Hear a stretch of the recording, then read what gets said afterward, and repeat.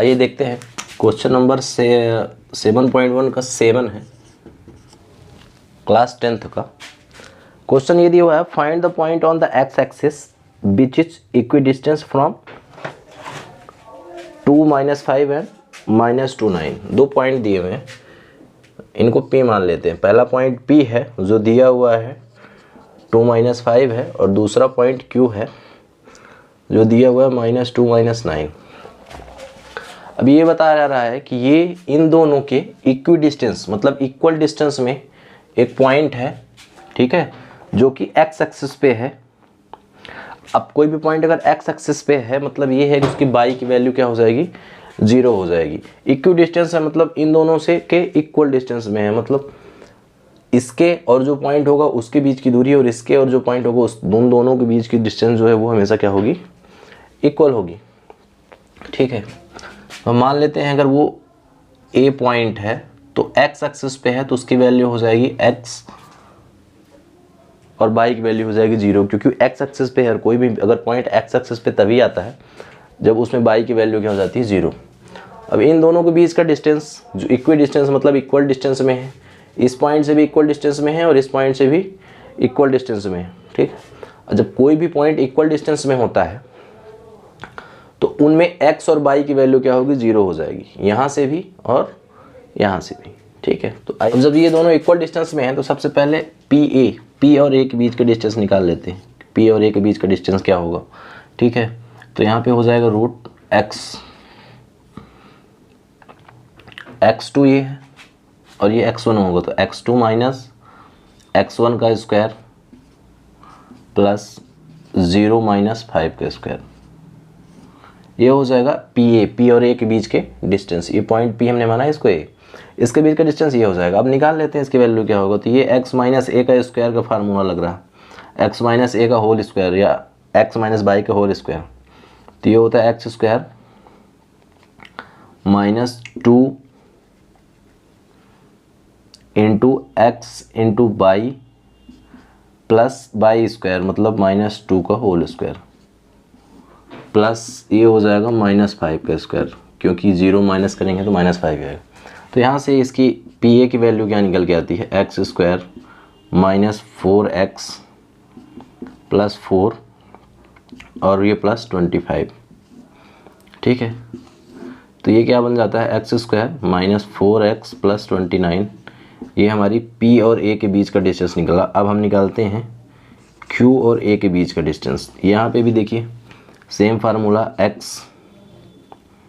-2 का whole square plus 0 - 9 का square, ये आता है। यहाँ पे देखिए माइनस माइनस प्लस हो जाएगा, तो QA = हो जाएगा x + 2 का होल स्क्वायर प्लस -9 का स्क्वायर, ठीक है। अब इसमें फिर वही फार्मूला हो जाएगा x + y का होल स्क्वायर वाला।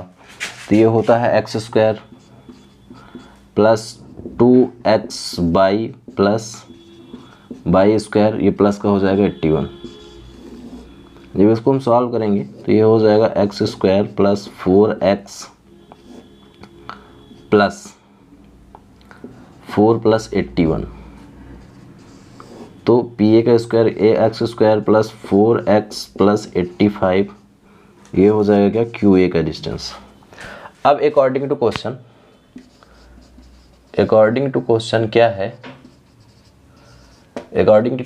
है, कि PA के बीच का, PA और QA का जो बीच दोनों के बीच का जो डिस्टेंस है मतलब PA जो है वो QA के बराबर होगा। क्यों, क्योंकि जो ये पॉइंट A मतलब x - 0 जो है इन दोनों से इक्वी डिस्टेंस है। इक्वी डिस्टेंस मतलब इक्वल डिस्टेंस में है, तो इसके और इसके बीच का PA के बीच का जो डिस्टेंस होगा वही डिस्टेंस होगा QA का।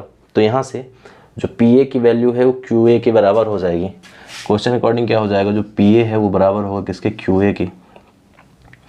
अब उसी के अकॉर्डिंग हम सॉल्व कर लेते हैं। तो PA की वैल्यू हमारी क्या निकल के आई है, x² - 4x + 29 रूट, और इसकी वैल्यू क्या है, x² + 4x + 85, ठीक है। अब बोथ साइड हम स्क्वायर कर देते हैं। स्क्वायर बोथ साइड, दोनों साइड हम स्क्वायर कर देंगे तो स्क्वायर और स्क्वायर रूट आपस में कैंसिल हो जाएगा।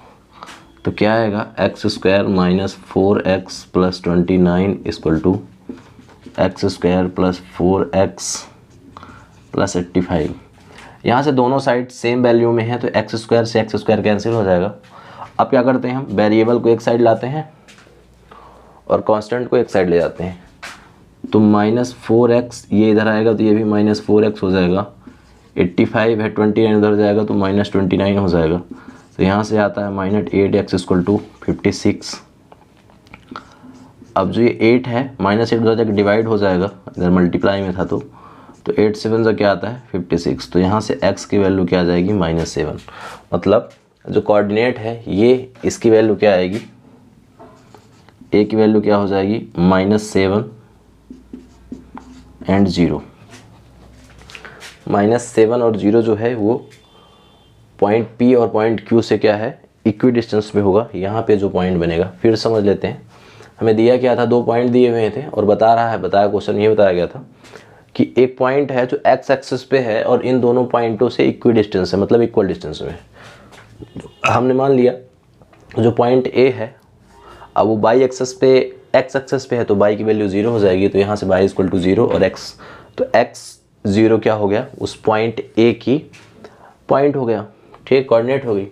उसके बाद जब दोनों इक्वल डिस्टेंस में है तो हमने सबसे पहले P और A की वैल्यू, बीच की भी डिस्टेंस निकाल ली। तो P A बराबर निकल के आया x square minus √x² minus 4x plus 29।